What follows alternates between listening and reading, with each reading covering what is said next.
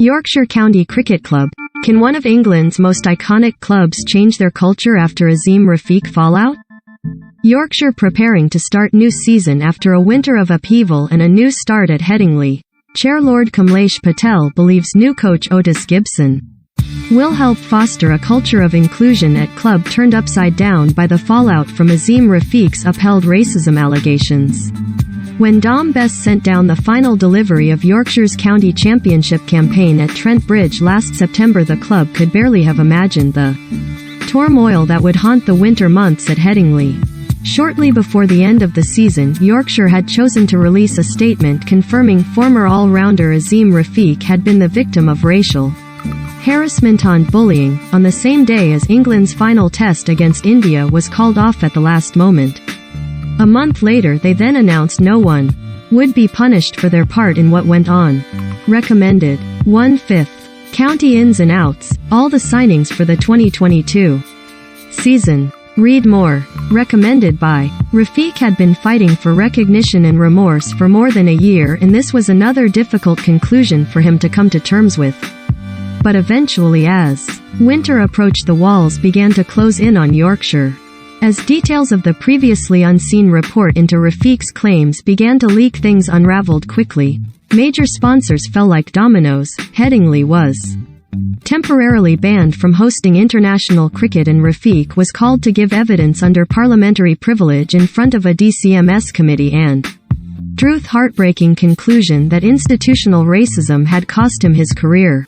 Yorkshire icons including Michael Vaughan, Martin Moxon and Andrew Gale were mentioned. Meanwhile, in a testimony which alleged an alarming dressing room, Roger Hutton was subsequently replaced as chair by Lord Kamlesh Patel, and the club's entire backroom staff was cleared out.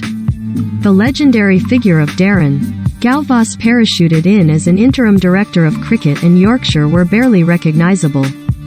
Headingley allowed to host test matches after Yorkshire vote in reforms.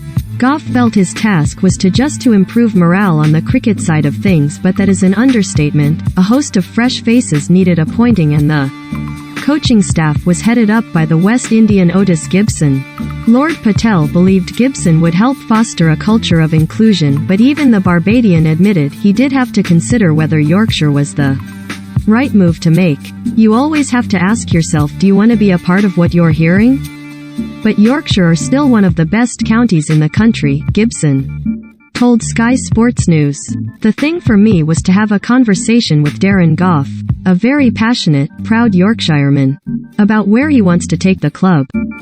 When I heard what he had in store for the club, then I thought, why not come and be a part of the positive change, not just on the field but off the field as Gibson's arrival has been a popular one in the dressing room, a group of players that badly need stability with so little attention on cricket in the lead up to the captain. Steve Patterson believes the culture is shifting and says the players would welcome further guidance from the PCA as well as the help of their.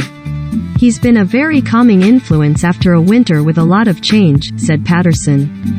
He comes with an unbelievable CV and a level of experience at the highest level. A player and coach of the highest caliber. He's great value in the dressing. Gibson added, if I was walking down the street and someone said something to one of my mates I didn't like, I would say something. It's the same thing in the dressing room. If you don't think it's right, you have a responsibility to say, listen, that's a little across the line. Balance wants to meet Rafiq, but isn't ready yet.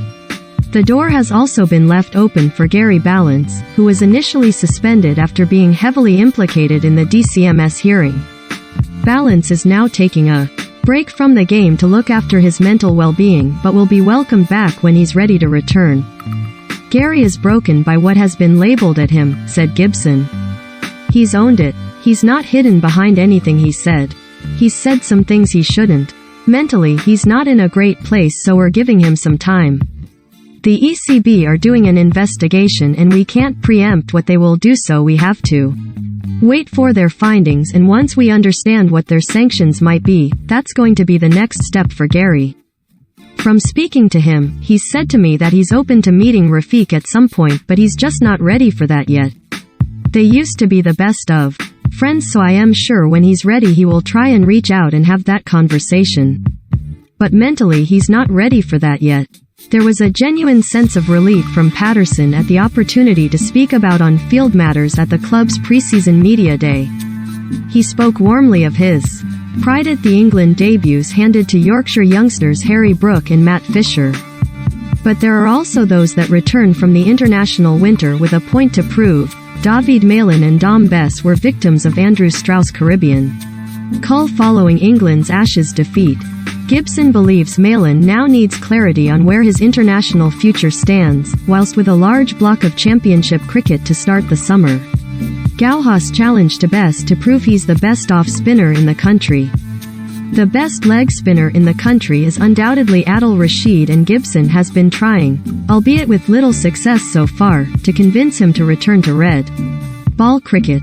Rashid certainly won't feature in Yorkshire's first match at Gloucestershire next week, but the far more trivial matters of team selection will seem like welcome relief at the end of the period that brought the club to its knees.